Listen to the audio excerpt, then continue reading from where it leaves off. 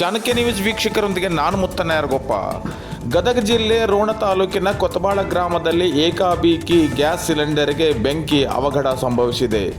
ಬದಾಮಿಯಿಂದ ರೋಣಕ್ಕೆ ಹೋಗುವ ರಸ್ತೆಯ ಎಡಬದಿಯಲ್ಲಿ ಡಬ್ಬಿ ಅಂಗಡಿಯಲ್ಲಿ ರೆಗ್ಯುಲೇಟರ್ ಪ್ರಾಬ್ಲಮ್ನಿಂದ ಏನೋ ಒಂದು ಅವಘಡ ಸಂಭವಿಸಿ ಸಿಲಿಂಡರ್ಗೆ ಬೆಂಕಿ ಹತ್ತಿಕೊಂಡ ಸಂದರ್ಭದಲ್ಲಿ ರೋಣ ತಾಲೂಕಿನ ಸಿಬ್ಬಂದಿ ಪ್ರವೀಣ್ ಹೊಸಕೋಟಿ, ಬದಾಮಿ ತಾಲೂಕಿನ ಲಕ್ಮಾಪುರ ಗ್ರಾಮದ ಯುವಕ ತನ್ನ ವೃತ್ತಿಗೆ ಸೇವೆ ಸಲ್ಲಿಸಲು ರೋಣಕ್ಕೆ ಹೋಗುವಾಗ ಈ ಅವಘಡ ಸಂಭವಿಸಿದ ಪರಿಸ್ಥಿತಿ ನೋಡಿ ತತ್ಕ್ಷಣವಾಗಿ ಪ್ರಾಣದ ಹಂಗು ತೊರೆದು ಇತರರ ಪ್ರಾಣ ಉಳಿಸಿದ ಅಗ್ನಿಶಾಮಕ ದಳದ ಸಿಬ್ಬಂದಿ ಪ್ರವೀಣ್ ಹೊಸಕೋಟಿ ಇವರಿಗೆ ಸಾರ್ವಜನಿಕರಿಗೆ ಮೆಚ್ಚುಗೆಯಾಗಿದ್ದಾರೆ.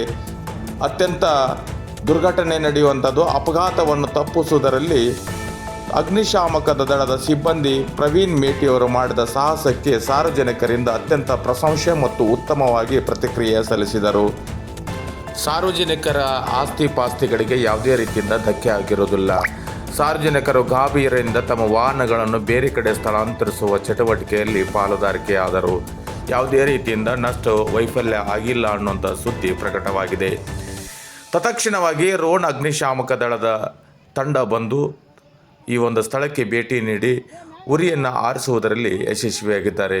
ಚಾಣಕ್ಯ ನ್ಯೂಸ್ ವೀಕ್ಷಕರೊಂದಿಗೆ ನಾನು ಮುತ್ತನಾಯರಗೊಪ್ಪ. ನಮಸ್ಕಾರ.